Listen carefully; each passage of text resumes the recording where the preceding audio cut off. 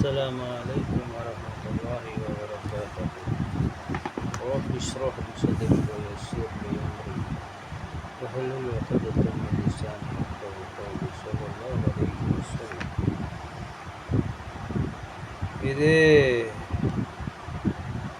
బిస్మిల్లా తస్మియా ఇదే ఉల్లేఖనం హజరత్ అబూ హురైరా రజియల్లాహు తాలా మరియు హజరత్ అబ్దుల్లా బిన్ మసూద్ రజియల్లాహు తాలా గారులతో కూడా ఉల్లేఖించబడినది. హజరత్ అబ్దుల్లా బిన్ ఉమర్ రజియల్లాహు తాలా గారితో ఇలా నకలు చేయబడినది. ఎవరైతే వుజూ చేయునో మరియు అల్లాహ్ నామము పలుకునో అనగా బిస్మిల్లాహ్ చదువునో,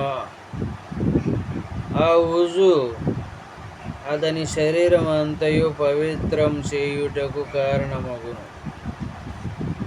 మరియు ఎవరైతే వుజూ చేయునో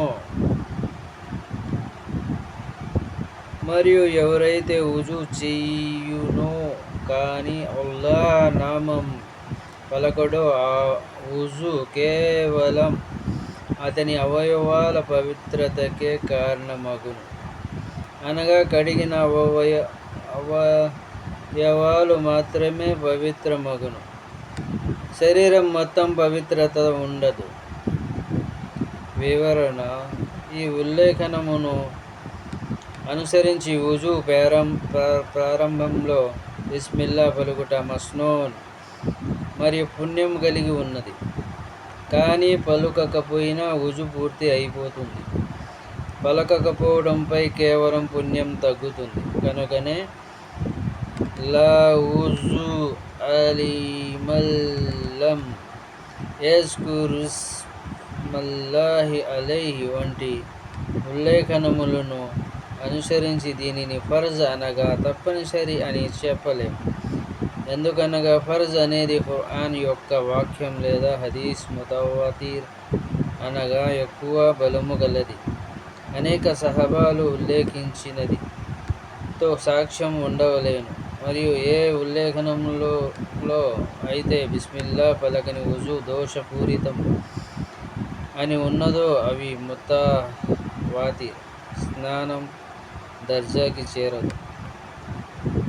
మరి విషయమునకు సంబంధించిన నకలు చేయబడిన ఇలాంటి ఉల్లేఖనములు అన్నిటి గురించి ఇమాం అహ్మద్ బిన్ అంబల్ రహ్మతుల్లాహి అలైహి గారు స్వల్ప పదములలో అతి సమంజసం అయిన మాట ఇలా పలికినారు: లా ఫీ హాజల్ బాబ్ హదీస లహు ఇస్నాదన్ జయ్యద. అర్థం: ఈ విషయంలో బలము గల ఇలాంటి హదీస్ కూడా నేను ఎరుగను. కనుక ఉల్లేఖనంలో అన్ని దృష్టి ఉంచిన